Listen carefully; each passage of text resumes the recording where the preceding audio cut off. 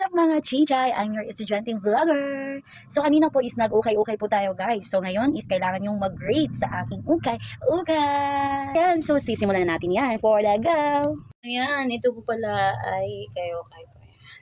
This one, this one, this one, this one, this one, this one, this one, and this one. Ayan guys. Kailangan nyo yung i-rate B.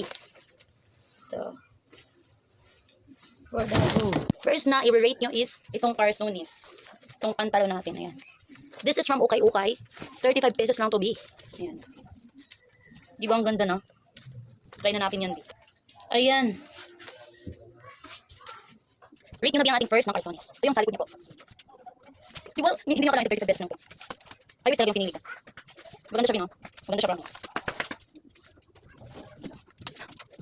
35 lang yan. Ganda ng dito na kasi may ano, parang block. Block siya. Yan. Style siya, style.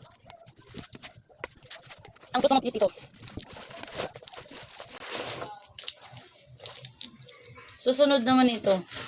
35 lang din to. Yan.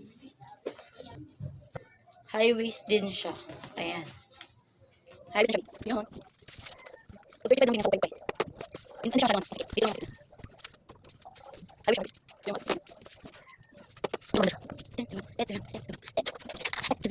anyway, next pa naman.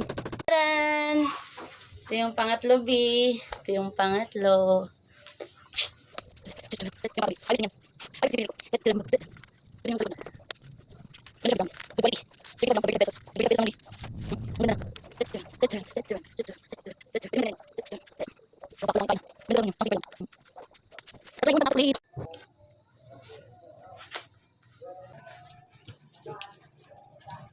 May dalawang ano siya.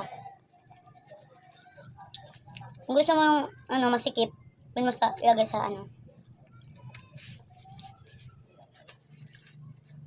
Yan. Pwede mo siya dalawa ilagay dito.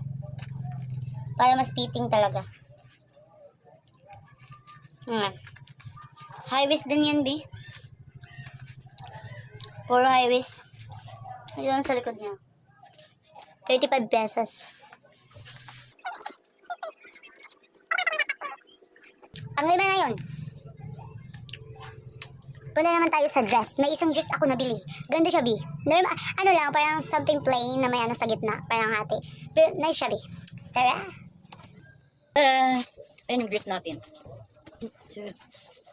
Ayun yung dress natin. Ano siya? Formal attire. Ganun.